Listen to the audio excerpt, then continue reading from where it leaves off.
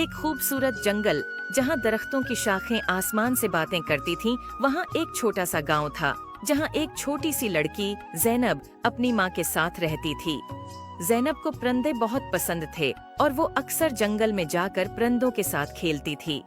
एक दिन जब ज़ैनब जंगल में खेल रही थी, उसने देखा कि एक खूबसूरत चिड़िया जिसके पर सोने जैसे चमक रहे थे, दरख्त की एक शाख पर बैठी है।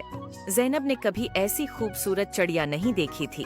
उसने चिड़िया के करीब जाकर कहा, तुम कितनी खूबसूरत हो, क्या मैं तुम्हारे साथ खेल सकती हूँ? चिड़िया ने ज़ैनब की तरफ देखा और बोला, मैं एक सोने की चिड़िया हूँ और मेरी कहानी बहुत अजीब व गरीब है। क्या तुम मेरी कहानी सुनना चाहोगी? ज़ैनब ने कहा, हाँ बिल्कुल।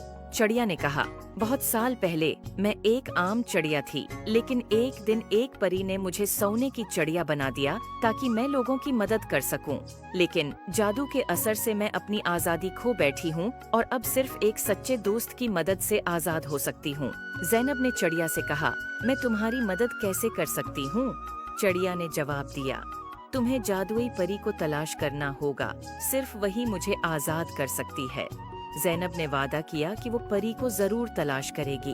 अगले दिन ज़ैनब ने अपनी तलाश शुरू की और जंगल के बीचों बीच एक खूबसूरत झील तक पहुंची और उसने देखा कि एक खूबसूरत परी पानी की सतह पर उड़ रही है। ज़ैनब ने परी को पुकारा, अये जादुई परी, क्या आप मेरी मदद कर सकती हैं?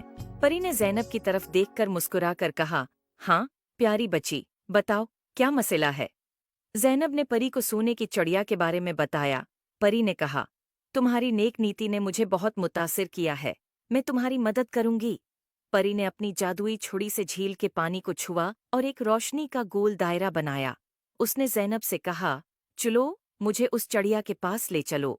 ज़ैनब और परी दोनों चिड़िया के पास पहुंचे।